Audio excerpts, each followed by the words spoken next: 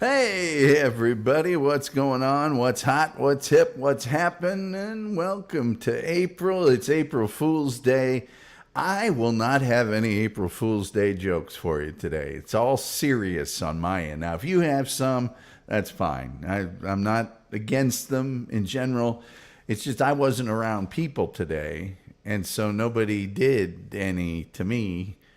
I've had some elaborate ones done in the past, but nothing happened today. So, um, anyway, hey, what's going on? Today I'm going to tell you the history of April Fool's Day. And I think at the TomGullyShow.com there might be a fake podcast there about April Fool's Day. In fact, I'm positive of it, unless I hid it, unless it's one of those Patreon things. Anyway, go to the TomGullyShow.com, 270 podcasts, one of which is bound to amuse you. Otherwise, it's you. There, you can go to the store, and Sunday Jenna, said that she and producer Joe had ordered some things off the show. Joe got his mug. She's waiting on her T-shirt. I hope they're all you dreamed they ever would be, and that you enjoy them very much. And I should tell you, I got an email today from the folks at Cafe Press. Now, this is what the email says, okay? Everything, and I mean everything on Cafe Press. If you've been saying, hey, I'd like to get something from the Tom Gully Show store, but those prices, everything on Cafe Press today and today only is 40% off. I said 40% off. So go there, put something in a shopping cart, act like you're checking out, and see if that discount shows up. You don't need a discount code, nothing like that, but I thought I'd pass that along. Yeah. I get these emails from them. Today, mugs are 12% off. Anyway, 40% seemed like a pretty good markdown to me. So there you go. Like, share, subscribe, retweet. Of course, YouTube is the preferred way to watch the Tom Gully Show. But we don't care if you watch it on Facebook or Twitter or something else you like better.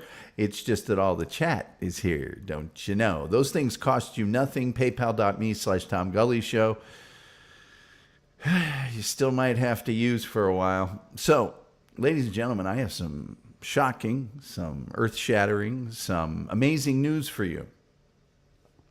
I told you I thought that YouTube was behind in tabulating our hours. Well, on Saturday, our hours were boosted to 3,012. And on Sunday, it showed as 3,028. And when I went to the corresponding section of my YouTube studio, it's for creators only, where you can set up monetization, it offered me the opportunity to apply for that monetization. And I said, hey there, hi there, ho there, I'm in. Count me in on that. So I had to get two-step verification. I did it. Then the next thing was I needed to associate myself with an AdSense account. I already have an AdSense account. So I linked to that one, and it told me that it would take 2 to 3 days to verify that. Sometimes it could take a week. Was I happy about that? No, but I realize I's have to be dotted, T's have to be crossed. And so there's a third step, which is them sort of verifying me and making sure that this show is following all of their community guidelines, etc. And that process could take up to a month. Then, when I went back to my YouTube Studio Creator, it said, as of the 27th of March, you've got 2,947 hours or something. I'm assuming they will look at the ledger and see that it's over 3,000, because after all, if they didn't do that, I wouldn't have been able to apply. They don't let you apply until you're over all the threshold. So that's what's going on. But congratulations, not to me, but to you, for getting us over the 3,000 hour mark. All that other stuff, that's on YouTube. You guys are awesome. You made it happen. And I thank you, thank you, thank you. And that is no April Fool's Day joke. Thank you. Much love. Fam. Sorry, I thought I'd start using fam because that's what all the kids are doing. And as you know, when it comes to this show, I like to street it up for the kids a little bit. By the way, behind me, it just says fool. There you go, fool. Which, is somewhat deserved. Let's see here. John Ziermites is with us. Says, hey now. Aku says, so, update from the ladder trying to catch me slipping. While spraying base, I fell off the motor and bounced my back off the tire. Mild concussion and left the shop around 4 a.m. Aku, brother, you're not having good luck there in the garage lately. Just take it easy for a day or two, man. I say that, but Aku's not one of those guys. Those mechanics, they don't take it easy. They get up the next day with their aches and their pains, and they start wrenching again. Randy says, chef and crew are in the house. Those people are making some of the finest and most delicious entrees, hors d'oeuvres in all of Indianapolis. Sunday Jenna says the mug is sweet. Says we'll send a pic if Frog hasn't. Oh, I want the 2-shot. I want you and Frog. I want him holding up the mug and you in the T-shirt with your arm around. I want that People magazine photo that they'll do of you guys when you're the world's sexiest couple or whatever. Toby McGroby's here. Always good to see Toby. How are you, Toby? Terry Nee says pays for shipping. The 40%. Yeah, more than pay for shipping, hopefully. Yeah, there was a day last week, and I didn't see it till the next day, where it was like 50% off all orders over $50. I think this is better. It's just 40% across the board.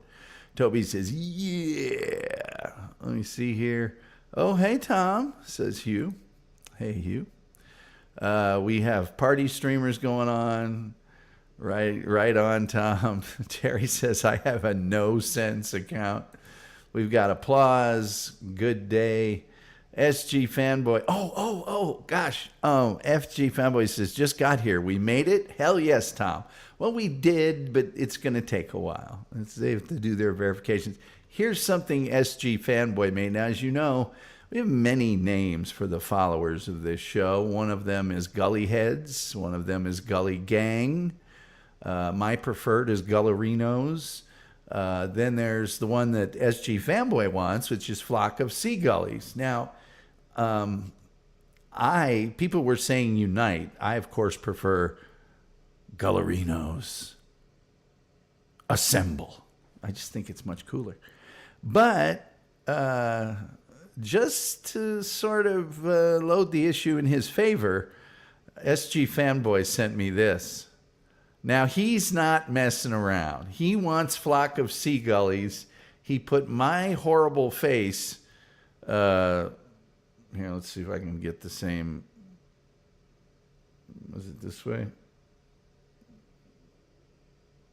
Not that way. It's this way.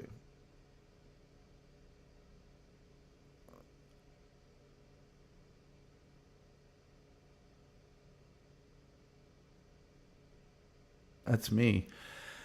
I guess. It looks more like my brother, but whatever. JC says, thanks for talking to kids like me. Well, anything you need there, Jared. I'm happy to comply. Toby McGroby says, we did it. Time to buy a mug to toast your success. Jenna says, we'll wait for this shirt. Yes. Make sure you like the shirt. Jokerfish's got frogs out. We love the frog here. We are part of the Tadpole Battalion, which is an idea I've been trying to get across the plate in the TSN chat rooms. Hasn't worked out very well. Neither did my Star Trek Vince the Lawyer thing. That I'm still a little bit hurt about that. So glad to hear YouTube finally made Tom a made man. Yeah, I'm a made man now. Hey, maybe you didn't hear. I don't shine shoes no more, you know? So there's people saying hi to each other. And JC's got it down right. Gully heads assemble.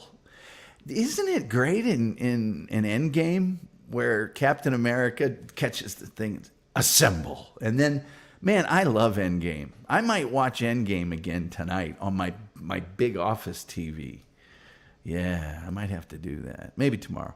Aku says, body man collision tech. The only thing I can't do is brakes and engine internals. Only I can install a crate motor. Oh, man, that body work, that's an art. That is an art. Collision and body, that is an art. Terry says, I'm into flocks. She says, the knee gets it. The knee gets it. Lyndon says, you're the boss, but I am leaning toward gully heads. Maybe it's like the supporters of the Seattle Sounders. There's like 3 fan groups, and they just all do their own thing. I don't want to paint anybody into no corners. I don't want to be beholden. You know, I should probably get my thing out. I think it's time for me to get my thing out and tell you folks all about April Fool's Day. I was a little bit surprised to learn that this has got quite a history behind it. It's much more of a history. I also don't kind of like the fact that, like, now companies, corporate entities are getting involved in April Fool's Day. Like, oh, we're cool too. No, you're not. April Fool's Day, of course, is the yearly celebration on April 1st of practical jokes or hoaxes. I think I prefer the hoaxes. Sometimes people yell April Fools when they do the thing to you and embarrass you in front of other people. Nothing worse than forgetting it's April Fool's Day and going to work and just getting hammered one after one after one. And you're the 4th person somebody's done it to. And it's like, yeah, I got him. And the one person, yeah, he got me too.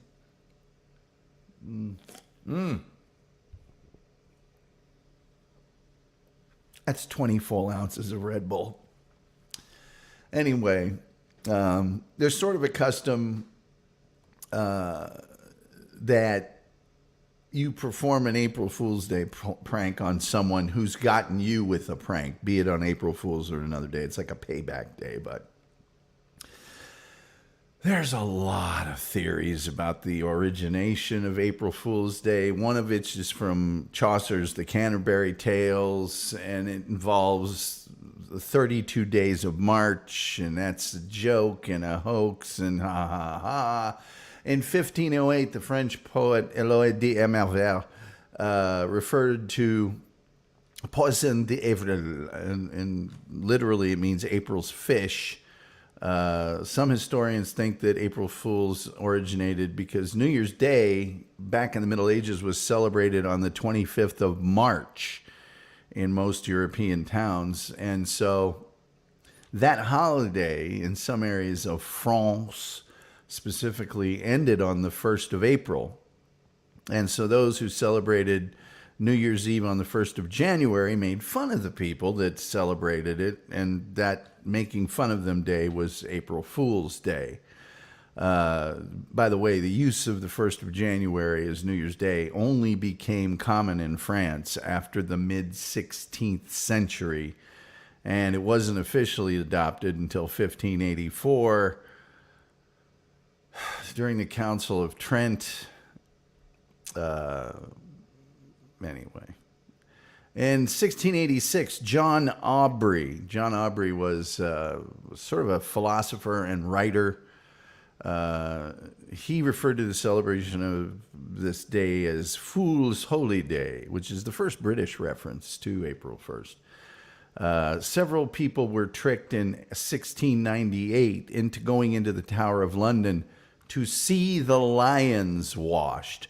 The picture I'm showing you now was a practical joke that was performed in Scandinavia somewhere, which made it look like a trolley or something had burst through the street.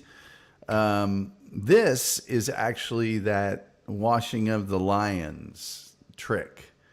So, Tower of London, pleased to admit the bearer and friend to view the annual ceremony of washing the lions, Wednesday, April 1st. It's required that no gratuity will be given to attendees. Visitors admitted only at the White Gate. So that was quite a hoax back in the day for the British folks. No biblical scholar or historian is known to have mentioned a relationship. Some have expressed the belief that the origins of April Fool's Day may go back to the Genesis flood narrative, and that's been widely debunked. In Germany, they don't shout April Fools; they shout April, April, because they're German, so they do that. They do it in Iran. In Ireland, it's traditional to entrust the victim with an important letter to be given to someone else. And then the person you give the letter to indicates you've been pranked, and then the victim has to perform the prank on someone else. And the letter actually doesn't say you've been pranked. It says, send the fool further, which I think is so hilarious. Say I get given the letter and I show it to Aku. Aku gets it and it says, send the fool further. And he goes, okay, I can't tell you what's in the letter, but you now have to take it to Julian Caesar. And then I would take it to him and they'd keep sending me across town. Anyway, in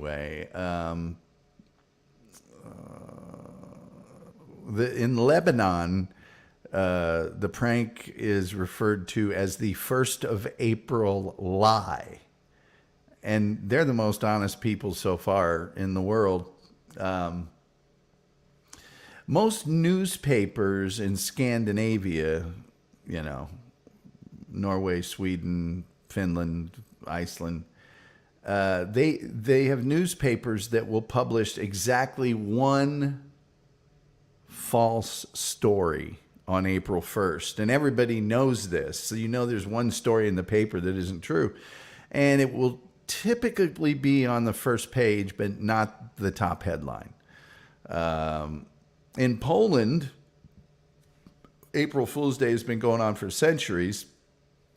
And many of them extremely sophisticated. The media often participates in making the hoax seem more credible, even if it's a private citizen that's performing the hoax. The media will step in and go, hey, we'll print something to make this look legit. Serious activities are usually avoided on April the 1st in Poland. The Polish anti-Turkish alignment with Leopold I was signed on April 1st, but they backdated it to the 31st of March in 1683 because they didn't think anyone would believe it, because it's big in Poland. Turkey, they do it in Turkey, and they just shout April 1st, April 1st. In the Ukraine, April Fool's Day, excuse me, I can't talk today. I'm still tired from the weekend. April Fool's Day is widely celebrated in Odessa, and it's revealed by saying 1st of April, worldwide lies in Ukrainian, of course. There's a large parade in the city center, free concerts, street fairs, and performances. And people dress up in all sorts of costumes and they just walk around pranking each other. It's a giant celebration. They dress up the main city monuments in funny clothes. And they call this day, by the way, Humorina. Okay, it has its own logo, and it's a sailor in a life belt. They sell souvenirs with the logo on them. And they have an international clown festival. And there you go. In the United Kingdom, they do April Fool. That's what they yell. And then that person becomes the April Fool. So In the UK, they have sort of a custom that the pranking ceases at noon. And if you perform an April Fool's Day prank after noon, that makes you the fool. Of course, they're British, and it's like, well, there's a time and a place for all that, and we stop it at noon, thank you. In Scotland, April Fool's Day was originally called Huntigauk Day, which means hunt the gauk. Gauk for Scots being a cuckoo or a foolish person, or the running of the cuckoo, they used to call it. They do the same thing with the letter, you know. Dinna laugh, dinna smile, hunt the gawk another mile, which means they send that victim on to somebody else. In England, a fool is known by a few different names around the country, including noodle, gob, gobby, or naughty. There you go. Some of the common pranks, and this is the one that they listed on Wikipedia, is to remove the cream from an Oreo and replace it with toothpaste. And there's a lot of pranks that center around replacing an item or element of food that looks like another one but tastes different, like putting sugar in the salt shaker or vice versa. Vanilla frosting. Instead of that, you use sour cream, which wouldn't work on me because I love sour cream. Elaborate pranks have appeared on radio and TV stations, newspapers, websites. In a famous prank in 1957, the BBC broadcast a film in their Panorama Current Affairs series purporting to show Swiss farmers picking freshly grown spaghetti in what they called the Swiss spaghetti harvest. The BBC was soon flooded with requests to purchase a spaghetti plant, forcing them to declare the film a hoax on the news the next day. So that, you know, a lot of these, they backfire. They backfire is what they do there. They completely backfire. You know? It's a very controversial, actually, April Fool's Day. Some people say that it's good for one's health because it encourages jokes, laughter, pranks, mirth, and all the benefits that has for reducing stress and, you know, health of your heart. And the negative view, of course, is that April Fool's Day jokes are creepy and manipulative and rude and a little bit nasty and based on deceit.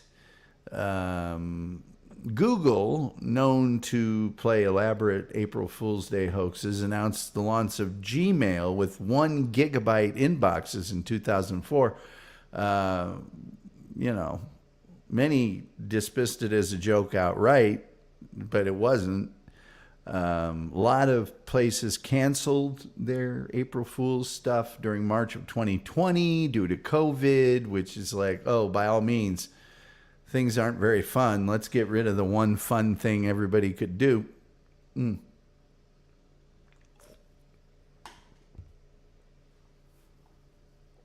There are several rather prominent examples of genuine news, real news events that happened on the April 1st that were mistaken as hoaxes. So these are things that actually happened, but everybody went, oh, right, April 1st. And that was like in 1946, warnings about the Aleutian Island earthquake's tsunami.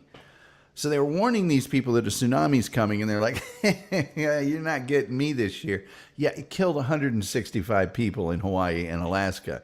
Now, this next one, I don't recall this per se, but I've heard about it since it happened, and that is the news that singer Marvin Gaye was shot and killed the day before his 45th birthday by his father on April 1st, 1984. Now, several people close to Marvin Gaye, Smokey Robinson, Jermaine Jackson, they didn't believe this news and had to call other people that knew Marvin Gaye to confirm it. Al Sharpton said during his interview for the VH1 documentary, VH1's Most Shocking Moments in Rock and Roll, that the coincidence of the date it was a sad, sick joke to all of us because many people thought this is just a prank, and it wasn't. Now, on the same topic of famous singers, Selena was shot and killed by the former president of her fan club, Yolanda Saldivar, on March 31st. And when radio stations broke this story, people thought this is just a setup for April Fool's Day. So a lot of people did not believe it. News that comedian Mitch Hedberg had died was so close to April 1st that they thought it was a thing. Here's one. The BBC performed this prank, and they said that this is Big Ben, a famous symbol of British, everything in London. Big Ben was going to become a digital clock, and that people calling in could potentially win the hands of Big Ben, which turned out to be a hoax. In April of 2009, April 1st, of course, the announcement that the long-running soap opera, The Guiding Light, was being canceled. And even some of the cast and crew did not believe this news when it was announced by CBS, the network that, aired it. But it was true. It was 100% true. They were canceled. Bye-bye. So as you can see, let me just check real quick here. Show April Fools. Let me see if that's even on here. Yeah, I think the April Fool's Day show is on the thing. Let me see. Fake interviews. It's under fake interviews. Yeah, there it is. April Fool's Day special from 2014, 10 years ago, baby. So you can go on there and type in April Fools, or just go to fake interviews, and it's the first one up. It's the first one on the docket, man. And that, ladies and gentlemen, is the story of April Fool's Day.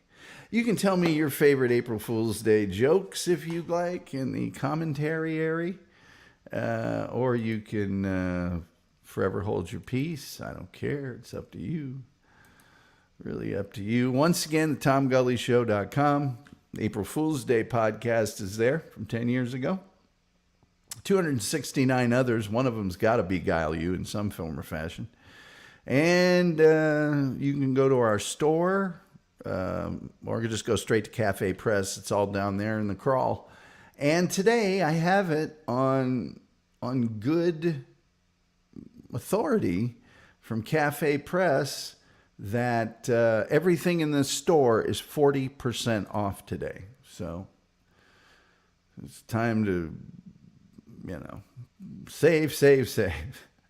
You can go to paypal.me/Tom Gully Show, or the Patreon, which are also down in the crawl, because, and for those of you who got here a little late, we are officially, this weekend, we went over 3,000 hours. Now, I went ahead, and normally when you go into your studio and apply for monetization, it won't let you the little box is grayed out if you try to click on it. Well, no, mine wasn't. It said, you're good to go. Bam. What was the first thing they made me do? Oh, it was apply for two-step verification. I did that. Then they said, establish an AdSense account. Guess what? Already have one. Did it. And they said, now we have to associate that with your YouTube account. That could take as long as a week. It usually happens in 2 or 3 days, but it could take as long as a week. And we all know what that means. It's going to take a week. And then the third step, after that second one happens, I don't have to do anything. It happens automatically. They will review and evaluate my channel and all the metrics and everything else. And then they will authorize me to be monetized. And that could take a month. So paypal.me/Tom Gully Show. Still very important. All right, let's get to some of your comments. By the way, the phone lines are open at 972-994-6822. Yes. Hail, Tom. There you go. The Doctorn. I always like to see the Doctorn there, although his avatar is sometimes scary. Aku says expensive is what it is. GMC Chevy's Victory Red is roughly $20 an ounce. Yipe. No, you'll lose monetization. Don't take it out. Don't take what out? I don't know what's happening. Aku says, I remember a couple jokers on the radio announcing the mayor of Boston at time. I thought it was a car crash, but I remember those jokers too. I remember that, Aku. Aku says, also, I used 52 ounces of red, 26 ounces of midnight black, and just over a half a gallon to clear to paint this truck. Oh, man. Man, oh, man. Will this be on the history test? There's not a test here. Say Sandy Eastman finally got a day off. That's a rare thing. Sandy Eastman's a hard-working lady.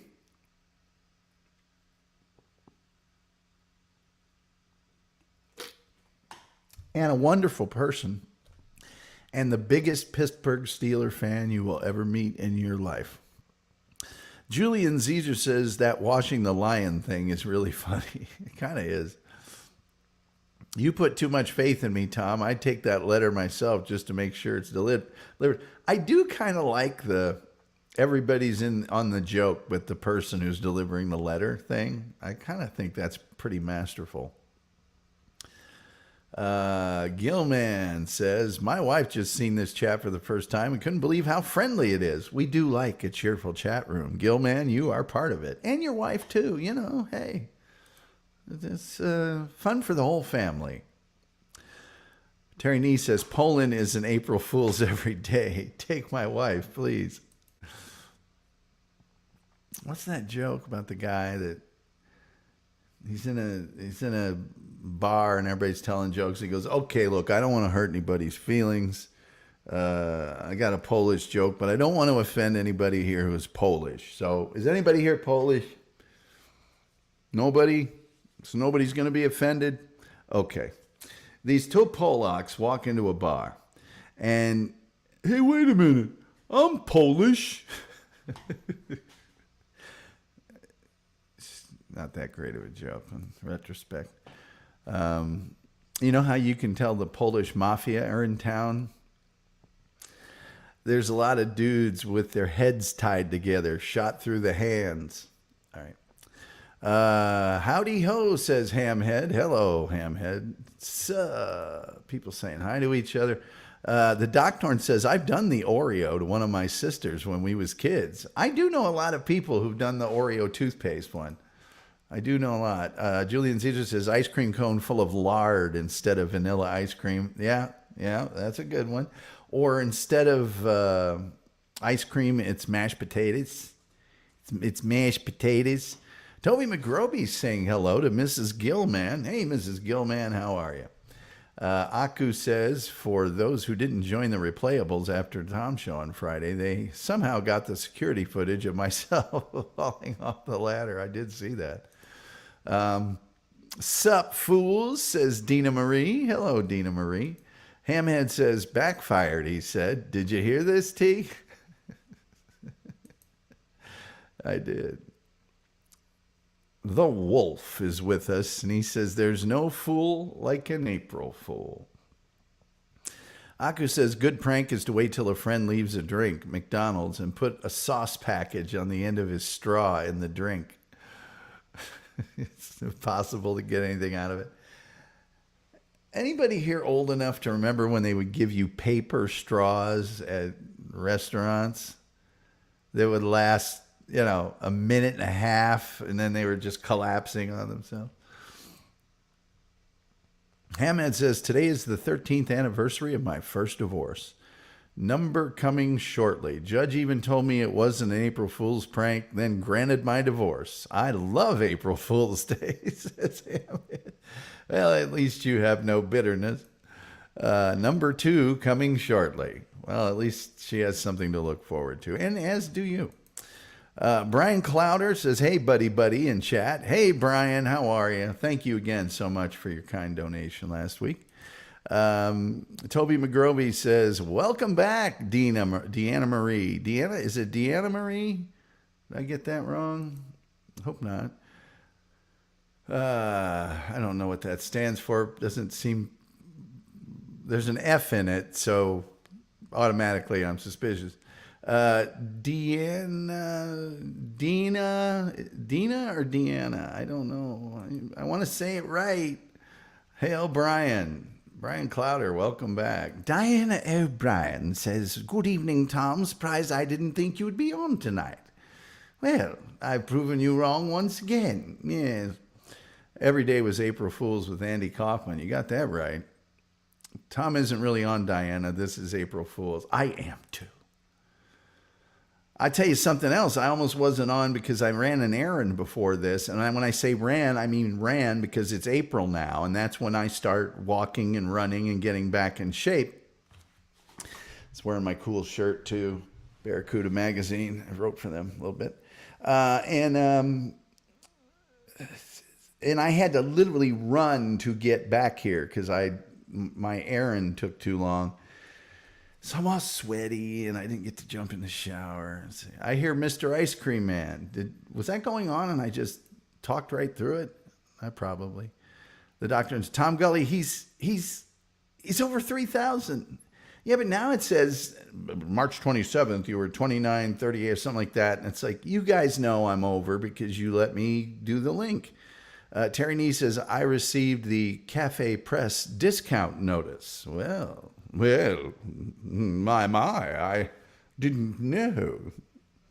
Anybody that's got a Cafe Press account probably got the same email I did.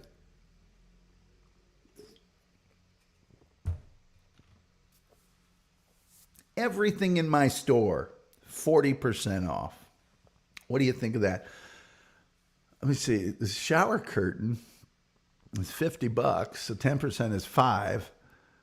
So that's $20 right there. I wouldn't buy the shower curtain, by the way. This clock here, right here, this clock right here, that's like $13.99. So that's let's see, let's just say $1.40 times 4 is 4. Is this $5.60 off? Is that right? Something like that. Jillian Caesar says, many years ago on April 1st, one of the bartenders at my workplace made a bunch of drinks, shots, using a packet of Taco Bell hot sauce in every shot glass. We always knew it was a joke, but drank them anyway. That's some pretty good hot sauce. I don't think that would ruin a drink. Gilman says, congratulations, Tom. Thank you, Gilman. Thank you. Toby McGrovey says, April Fool's equals dangerous to shock. Yeah, it kind of is. It was dangerous to them. Mr. Doodle, where have you been? Oh, Doodle. I think I have Doodle blocked. Doodle just one day was just wouldn't lay off, and I just went, you know what? I don't have to read this. O&A Boston, I thought it was a car crash too, but I'm wrong a lot. I did smack my head, so I could be wrong. Terry Nee says, Flock of Gullies test would be great. What kind of test? Look at that. Hamhead says, anyone else feel violated when old chats are read out of context? Yeah, I do. Okay, Dina Marie. You had it right the first time. So it's Dina Marie. There we go. Some places tried paper straws again recently too, Tom. They stink. They collapse. Some places when I was a kid had paper that was wax on the outside. And those actually worked for long enough to drink your drink.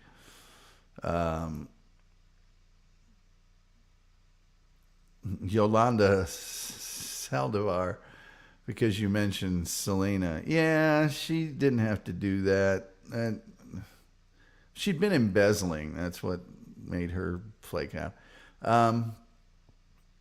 Remember the crazy straws? Me and my brothers would have literal to the death fights over the crazy straws.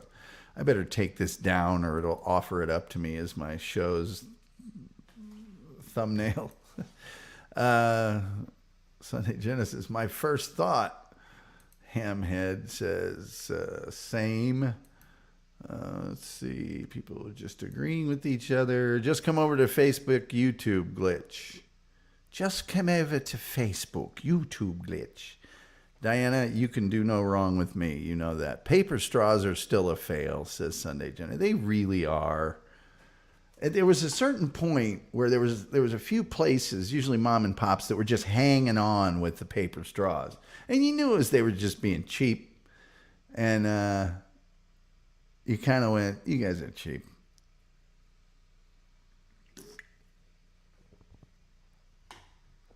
These don't work. And you sell milkshakes. How can you sell milkshakes and have paper straws? You'd sit there and start sucking on it, and it would just, the whole thing would just flatten. They really are. YouTube glitching on me. I'm sorry to hear that, Diana. I will speak to my contacts at YouTube. Put a battery in your clock, Tom.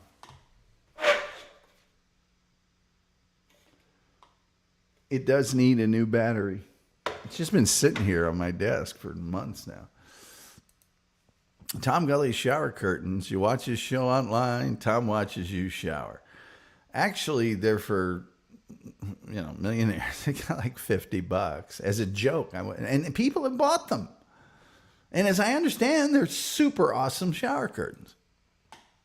The prank we would pull on our tough young laborers was called Atomic Sit-Up. Worked every time and was hilarious. Well, what is it? Tell me what that is. Crazy straws were too hard to keep clean.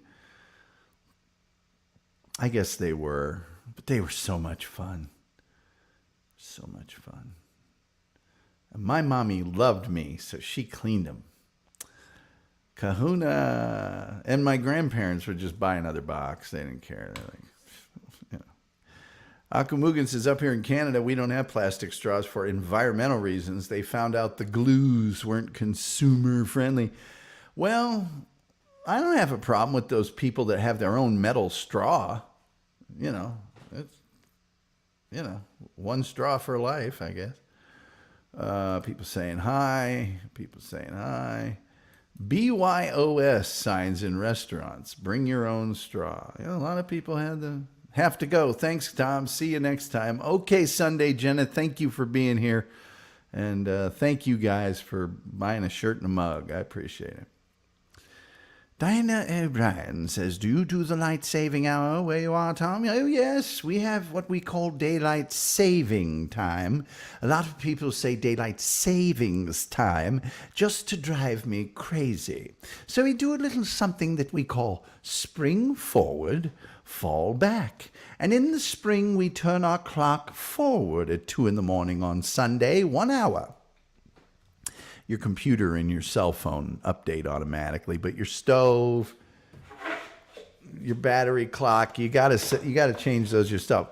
And so we lose an hour of sleep. Now, in the fall, we do something called fall back, and we turn it back a full hour. Hey, maybe I should do a show on daylight saving time, but I'll have to do it in November. So we gain an hour of sleep in the fall. So yeah. Haku says, I vaguely remember Crazy Straws. I better remember Heinz-colored ketchup. So yes, we do the light saving, the daylight saving time. I am so sweaty. I ran the whole way back here because it took them too long at La Banque.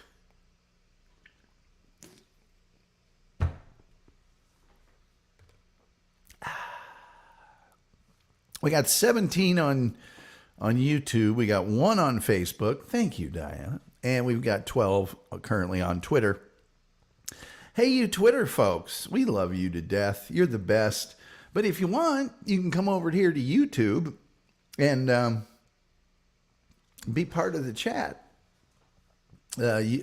Twitter doesn't play nice. Oh, sorry. X, formerly known as Twitter, doesn't play nice with StreamYard, so I can't get you into my chat. I'm so sorry. Same as us, Tom. Well, of course, we are two peoples separated by a common language. Let's see. Daylight saving time. Saving, not sing. Should reset on April 1st. It really should, Julian. Lyndon says, back in the 60s, after 10 p.m., bars could not sell packaged goods, but you could get cardboard containers of draft beer to take out. 16 ounces or more and would just fall apart. Yeah, you had to pour them in something. The Wolf says it's easier to do all that falling and springing if you're wearing a new set of PF flyers. Hey, man, the Wolf isn't lying. There was a time when the acquisition of some PF flyers meant you could do anything. You could jump off a roof. You could jump over a house with your PF flyers on. Julian Caesar says, cardboard beer, never heard of it. Like a milk carton? I think it's kind of like a milk carton. It was a round cardboard container. Flimsy. The Wolf says, just think how easy your run would have been in new PF flyers. Yeah. Those were like the high-end Keds, weren't they? Keds. Oh boy, if you got Keds. The Wolf probably is like my family, because we're poor Indiana trash. My mom would take us to Airway or Kmart or Ben Franklin. And there'd be like one or two giant barrels with shoes in them. And you'd have to first find two that matched of the same size and then try them on. And they were not that durable. You could wear them maybe for a summer. Diana Jean O'Brien says, it's okay on Facebook, but nobody to chat with. Well, you're chatting with us, Diana. You're showing up in my chat, so you're included. You're seeing all the chat that you would see if you were in the YouTube chat. Aku says, sent you a before and after shots of the Mack truck. I'll display those tomorrow, Aku. On your show. Okay. Let's see. You can still buy PF flyers. Are you kidding me? Buddies, they make your feet feel fine. Remember when Spot Built was trying to be the big athletic shoe? I think they had Tony Dorsett or somebody was their big. Maybe it was OJ. I can't remember. Adidas was the high-end sports shoe when I was a kid. I mean, the sort of old school. And there was Spalding and Rawlings and all these kind of generic-y shoe companies. But your normal everyday kids' tennis shoes were Chuck Taylor's Converse All-Stars, which were just canvas and rubber. And then knockoffs of those. A million knockoffs with no names on them or anything else. Then you had Keds. The really, really rich kids had Keds, man. Rich kids. Did anybody else have a Huffy Desperado bike, early 80s? I didn't. My bike came from like Sears or something. The Wolf said I had Spot-Built high tops and football shoes. Yeah. And Puma about the same time tried to make an inroads, and I think Clyde Frazier was a Puma guy. And Puma was a big soccer shoe. Puma, what's the big shell? What's the big deal? I love Pumas. Pumas are extra, they're sort of wider, and I have really super wide feet. So I always liked Puma. I had a pair of Puma Kings soccer shoes when I was in high school. Love those shoes.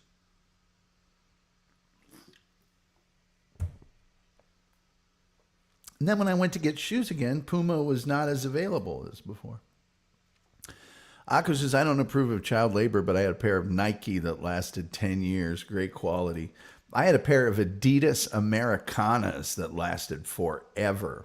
I also had some Converse All-Stars, leather, like pro level basketball shoes that were supposed to go to Rick Rowray. No, not Rick Rowray. It was another guy. It was the guy that, maybe it was Rick Rowray. I don't think it was Rick Rowray, though. It was the guy that was on the Pacers. Daggone it. What was that guy's name? Rick somebody. Big white dude. And he didn't pick them up, so the guy gave them to me. They were way too big for me, but I grew into them. British Knight sneakers, anyone? I'm not familiar with those. Julian Caesar said, I had a Kia bike that was a ripoff of Banana Seat Schwinn back when South Korea was trying to start up their heavy industry from the ground up. I didn't know about that. Walt Clyde's still awesome, but they don't come in size 15. Sorry, voice to text. It's okay, Terry. It's okay. Oh, we got 10 minutes left here. All right, I'm turning off the phone lines. That's another waste of phone line. Yeah, I had some Spalding soccer shoes that I really didn't like that well, but I do have to say one thing for them, and that was they were indestructible. They were like industrial. The material was just lasted forever, and they just weren't very comfortable, and they weren't.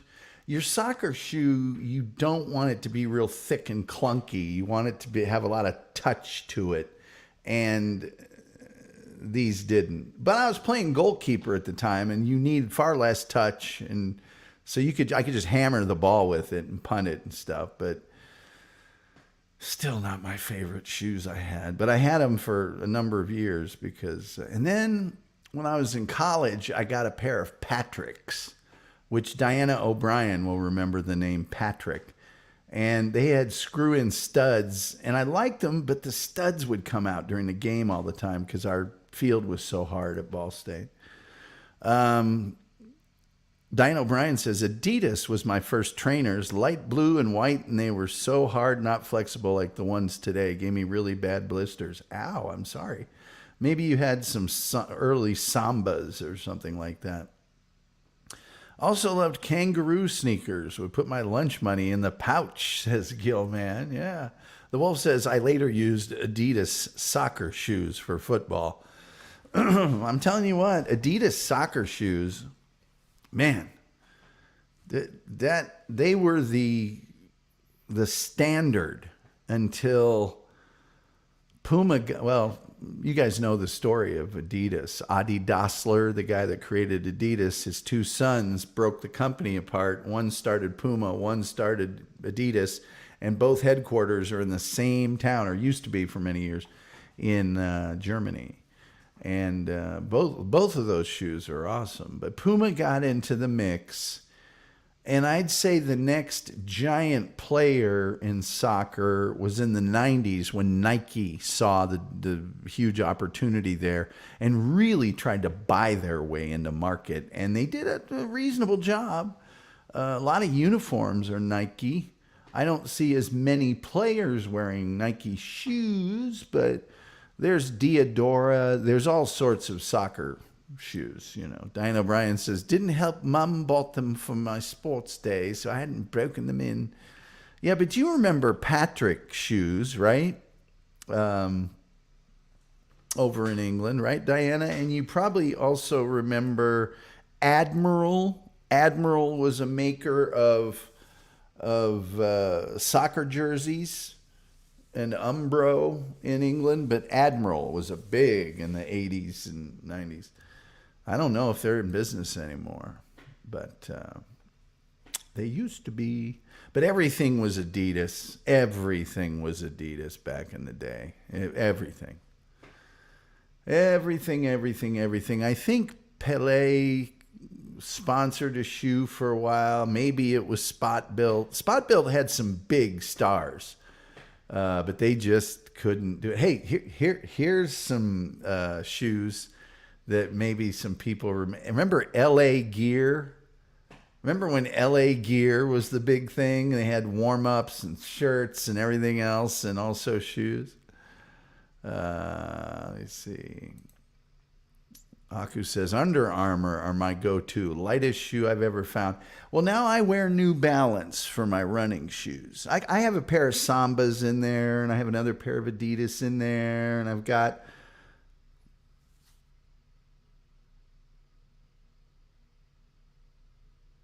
Yeah, my outdoor cleats are Adidas, but I have Nike goalkeeper jerseys, Adidas goalkeeper jerseys, Uhl Sport, Reusch. I have every possible. But I do like the New Balance. I tried Reebok, but they just fell apart all the time. But New Balance feel great on my feet. Lyndon says, first part of the sit-up prank is you tell your victim how the head slap was deemed illegal in the NFL because it could ring your bell. That's part of the plank. Tan Chuck Taylor All-Stars are still the champ. I like the tan ones. I also like, there's a whole bunch. There's a like a leopard print or tiger print. There's a tiger print, black and orange. There is a checkerboard that's kind of cool 80s mod. And then there's some that are just bizarre colors, like, neon orange that I like. No, sorry, Tom, but I do remember Umbro. Well, hold on a second. Nike's ill-fated attempt at making the world's best track team under Alberto Salazar might be a show idea. Maybe too limited as far as audience appeal. Maybe not. I used a pair of Fred Perry tennis shoes for basketball in college. Oh, my God. Fred Perry. Oh, man. The Wolf's shoes were big shoes. I have Skechers, very comfy, says Diane O'Brien. You got to go with comfort. New Balance are awesome sneaks. They really are. They really are. Let me see here. Let's see here. See if I can find the Admiral ones. The Admiral had a very distinctive here. Let's see if I can blow this up. Man, I'm gonna try to blow it up. Come on now, be good to me. There's a bunch of them that had the little Admiral symbol all up and down the... Oh, come on, man. Don't do me like that. Don't you be doing me like that. I want that Admiral logo is what I want. I want that Admiral soccer logo. I want that logo. Okay, this will have to do. I'm going to make myself teeny tiny. Then I'm going to share the screen with you all. After I make myself teeny tiny. There's the Admiral logo. So that logo would be on the jersey, but a lot of times it would be all down the sleeve as well. And then Umbro,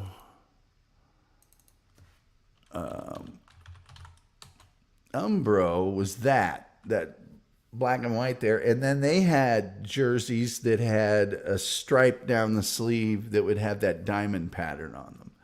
And I wore Umbro stuff for forever. Forever. Terry Nee had Earth shoes, apparently. Oh, Terry. All right. Birkenstocks or... Aku says, recently a TikToker got sued for Nike for a scam he was running. He was buying real Nike and then replaced them with fakes from China and returned them. Sorry, that's not funny. That's illegal. Oh my gosh, it's about time for shows on other networks to start. My boys drove me crazy with all their collection of trainers.